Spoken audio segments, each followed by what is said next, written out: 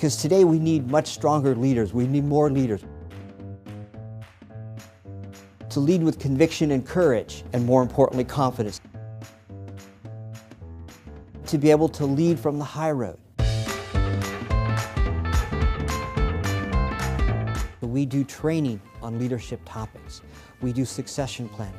We work with young, emerging leaders and experienced leaders. And it doesn't matter whether your concern is accountability, governance, poor attention to the customer, or maybe leaders who are not stepping forward.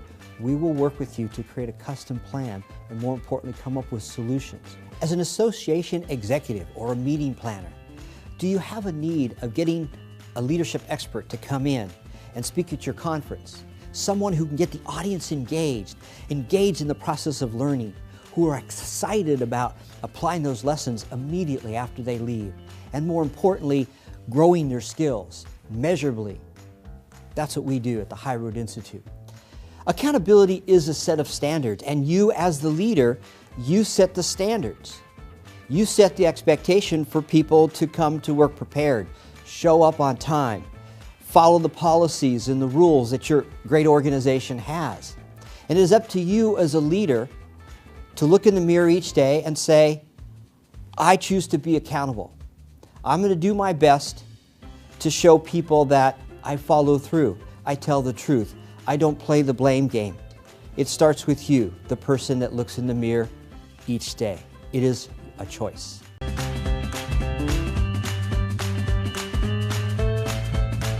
Why aren't my executives dealing with these bad behaviors that employees are demonstrating? Why do we have people volunteer to take on projects or take on initiatives? Or maybe you're just concerned that you don't have enough people to take on leadership roles. As we help to train the leaders that you need to take accountability, to be courageous, and more importantly, to do the things that you need them to do. Because leaders are not born, they are trained.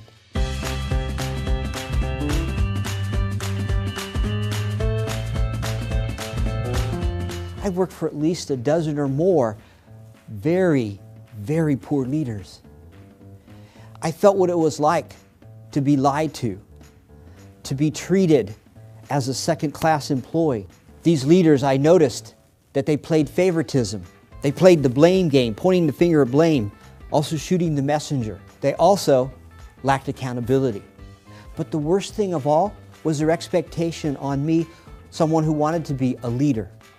I was told repeatedly in performance reviews that I needed to behave just like they did if I wanted to be successful as a leader. I worked for leaders that used fear because they felt that that was how they get people to do the work. And I'm sure you've been in that situation. Fear doesn't work for you, it doesn't work for me, it doesn't work for any of us. So I have an insatiable curiosity to find the truth, and so I did the work. I studied, I read, I interviewed leaders. I looked carefully at what they did, and I learned, as leaders, there are two paths to take. This direction leads to the high road, the road that we believe is the ultimate path to take.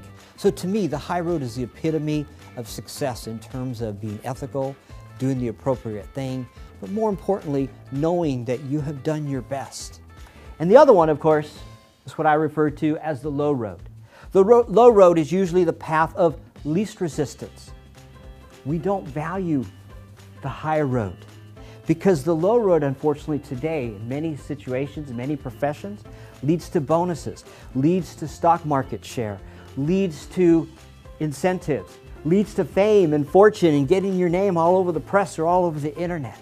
The path of most resistance, which is the high road, which is the road that you know when you take, you feel good about yourself. You have no regrets, and more importantly, you can sleep at night. As you know, leadership is a broad topic.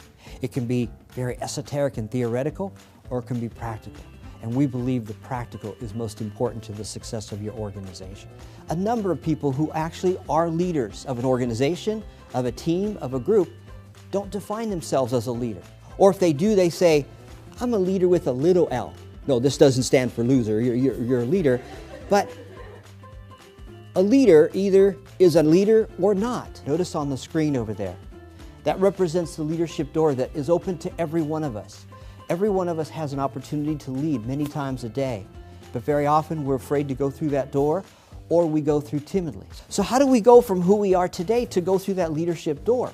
Well, it's because you're talented, you got things done, you're technically competent, and then suddenly you were shown through that door and shoved and said, you need to be a leader, but you lacked a key context of what the leadership role is about. And that's what we're going to cover the rest of the program to help you understand what the responsibilities and obligations of a leader. So whether you're a senior executive, a junior executive, a manager, a supervisor, a lead, or just someone who likes to raise their hand and say, I'll do it, by the time you leave today, you will own that big L.